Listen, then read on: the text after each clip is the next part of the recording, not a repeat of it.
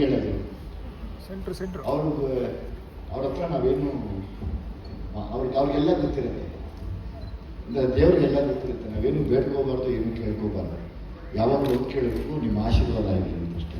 ಯಾಕಂದರೆ ಅವ್ರ ಎಕ್ಸ್ಪೀರಿಯನ್ಸ್ಗೆ ಇದಕ್ಕೆ ಈ ಕೆನ್ ಸ್ಕ್ಯಾನ್ ಒಂದು ಸೆಕೆಂಡಲ್ಲಿ ನೋಡ್ಬಿಟ್ಟು ಹೇಳ್ತಾರೆ ಇಷ್ಟೇ ಬಿಡಮ್ಮ. ಸೊ ಹಂಗಾಗಿ ನಾನು ಯಾವಾಗಲೂ ಇವತ್ತು ಒಂದೇ ಮಾತು ಹೇಳ್ತಾ ಇದ್ದೀನಿ, ಅವತ್ತು ಸರಗಾದ ಸ್ಟೇಜ್ ಮೇಲೆ ಹೇಳಿದ್ದೆ, ಇವತ್ತು ನಾನು ಹೇಳೋದಂದರೆ ಎಲ್ಲ ಕಷ್ಟಪಟ್ಟು ಮತ್ತೊಂದು ಸಿನಿಮಾ ಮಾಡಿದ್ದೀನಿ. ಎಲ್ಲ ಕನ್ನಡ ಕಲಾಭಿಮಾನಿಗಳ ಆಶೀರ್ವಾದ ಬೇಕು ಅಂತ ಕೇಳ್ಕೊತೀನಿ ಅಷ್ಟೇ ಕೇಳಿದೆ. ಸಿನಿಮಾಗೆ ಏನು ಕೇಳಲ್ಲ, ಅಷ್ಟೇ ನಾನು ಏನು ಮಾತಾಡೋದು. Thank you. ವಿಜಿ ಸರ್, ಹಾಗೆ ಶಿವಣ್ಣ ಹೇಳಿದ್ರು ಆಕ್ಷನ್ ಹೇಳೋ ದಿನ ಬೇಗ ಬರಲಿ ಅವರಿಗೆ ಅಂತ. ಖಂಡಿತ ನಮ್ಗೆ ಸಿಕ್ಕಿದ್ರೆ ಅದ ಬೇರೆ ಹಬ್ಬ, ಅದು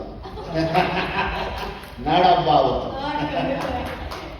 ಕೇಳೋದು ಸೆಂಟ್ರ್ ಅವ್ರ ಹತ್ರ ನಾವೇನು ಅವ್ರಿಗೆಲ್ಲ ಗೊತ್ತಿರುತ್ತೆ, ದೇವ್ರಿಗೆಲ್ಲ ಗೊತ್ತಿರುತ್ತೆ. ನಾವೇನು ಬೇಡ್ಕೋಬಾರ್ದು, ಏನು ಕೇಳ್ಕೋಬಾರ್ದು.